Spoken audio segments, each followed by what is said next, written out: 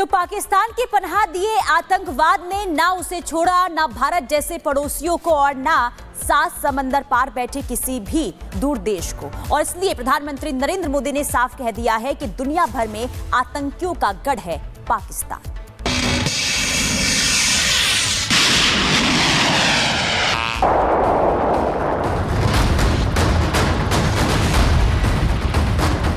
पाकिस्तान के साथ सीजफायर के 51 घंटे के बाद प्रधानमंत्री नरेंद्र मोदी ने देश को संबोधित किया तो पाकिस्तान को एक एक शब्दों में चुन चुन कर हिसाब दे दिया। पूरी दुनिया को बता दिया कि पाकिस्तान नहीं आतंकिस्तान है, ये ग्लोबल आतंकवाद की यूनिवर्सिटी है। ये बहावलपुर और मुरिद के जैसे आतंकी ठिकाने एक प्रकार से ग्लोबल टेररिज्म की यूनिवर्सिटीज रही है। दुनिया में कहीं पर भी जो बड़े आतंकी हमले हुए हैं, चाहे 9/11 हो, चाहे लंदन ट्यूब बॉम्बिंग हो, या भारत में दशकों से जो बड़े बड़े आतंकी हमले हुए हैं, उन सब के तार कहीं ना कहीं आतंक के इन्हीं ठिकानों से जुड़ते रहे। ये कोई पहली बार नहीं है जब पाकिस्तान का आतंकी चेहरा पूरी दुनिया में उजागर हुआ हो। दुनिया में जब भी कोई आतंकी हमला होता है तो ये सच है कि उसका कहीं ना कहीं कनेक्शन पाकिस्तान से ही होता है, और इसके सबूत हम आपको दिखाने जा रहे हैं। ग्लोबल आतंकवाद की यूनिवर्सिटी पाक, अमेरिका। 2011 में अमेरिका ने पाकिस्तान में लादेन को मारा। एबटाबाद में अलकायदा नेता बिन लादेन छिपा था और पाकिस्तान में आतंकियों की पनाह का ये सबसे बड़ा सबूत था। रूस। 22 मार्च 2024 को मॉस्को में नरसंहार। 4 आतंकियों ने 145 लोगों की हत्या की। मास्टरमाइंड ताजिक का पाक से लिंक। ब्रिटेन। 7 जुलाई 2005 को लंदन के ट्रांसपोर्ट नेटवर्क पर हमला। 4 सुसाइड बॉम्बर्स ने ब्लास्ट कर 52 लोगों की जान ली। आतंकियों ने पाकिस्तान में ट्रेनिंग और पढ़ाई की थी। बांग्लादेश। 2016 में ढाका में कैफे पर हमला। जेएमबी ने 20 बंधकों की हत्या की। पाकिस्तान की आईएसआई ने जेएमबी को फंडिंग, ट्रेनिंग दी। अफगानिस्तान। 2008 में काबुल में भारतीय दूतावास पर बमबारी। 2011 में काबुल में अमेरिकी दूतावास पर हमला। तालिबान। हक्कानी नेटवर्क के हमले का पाक लिंक। पाक की आईएसआई फंड, ट्रेनिंग और सुरक्षित पनाह देती। ये कुछ ही सबूत हैं जो बता रहे हैं कि पाकिस्तान और आतंकवाद दोनों एक ही है, एक ही चेहरा है। खुद पाकिस्तान की हिस्ट्री शीट इसे साबित कर रही है, क्योंकि जून 2018 से अक्टूबर 2022 तक एफएटीएफ की ग्रे लिस्ट में रहा। एफएटीएफ की ग्रे लिस्ट में जाने से विदेशी निवेश बंद हो गया था, कारखाने ठप हो गए थे, पाक पर कड़ी नजर रखी जा रही थी। चीन ने पाकिस्तान को एफएटीएफ की ग्रे लिस्ट से बाहर निकाला था। लेकिन इस बार पीएम मोदी ने भी कह दिया है कि हम आतंक की सरपरस्त सरकार और आतंक के आकाओं को अलग अलग नहीं देखेंगे। हम आतंक की सरपरस्त सरकार और आतंक के आकाओं को अलग अलग नहीं देखेंगे। निश्चित तौर पर ये युग युद्ध का नहीं है, लेकिन ये युग आतंकवाद का भी नहीं है। टेररिज्म के खिलाफ जीरो टॉलरेंस, ये एक बेहतर दुनिया की गारंटी है। पाकिस्तानी फौज,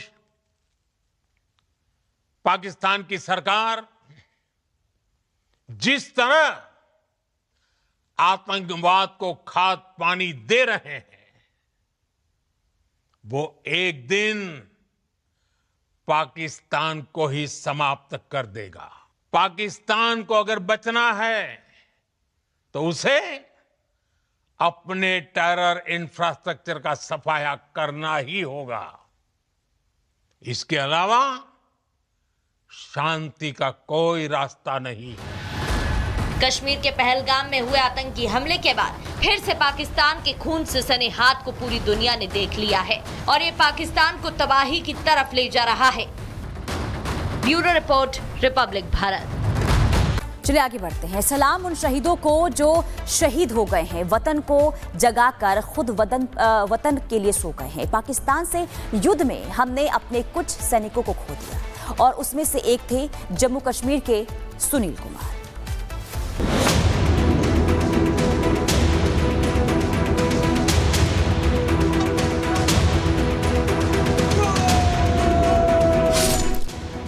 आतंकियों के खिलाफ ऑपरेशन सिंदूर शुरू किया तो 50 से ज्यादा पाकिस्तानी सैनिकों को जहन्नुम में पहुंचा दिया और 100 से ज्यादा आतंकियों को मौत के घाट उतार दिया।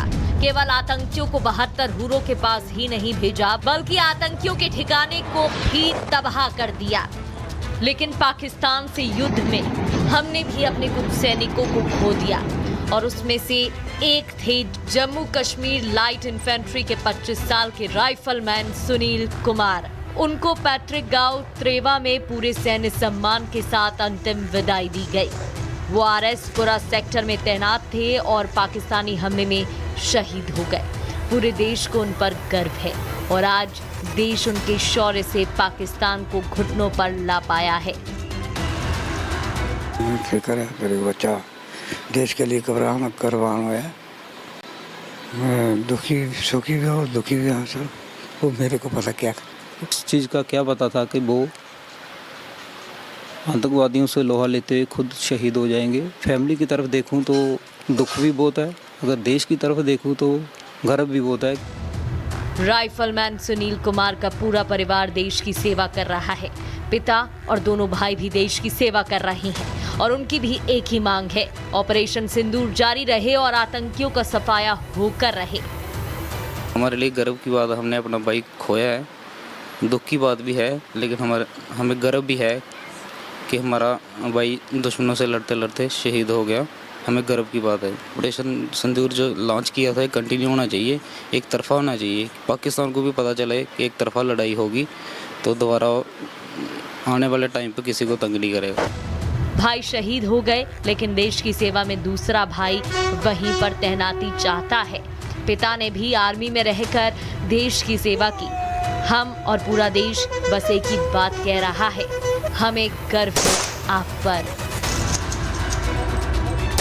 Bureau report, Republic Bharat. तो पाकिस्तान से सीज फायर के बाद कश्मीर में वापस शांति लौट रही है और आपको बता दें 4 दिनों बाद लोग बंकरों से बाहर निकले हैं। इसी बीच बाजार में काफी ज्यादा हलचल भी दिखाई दी। पूरी खबर क्या है रिपोर्ट में देखिए।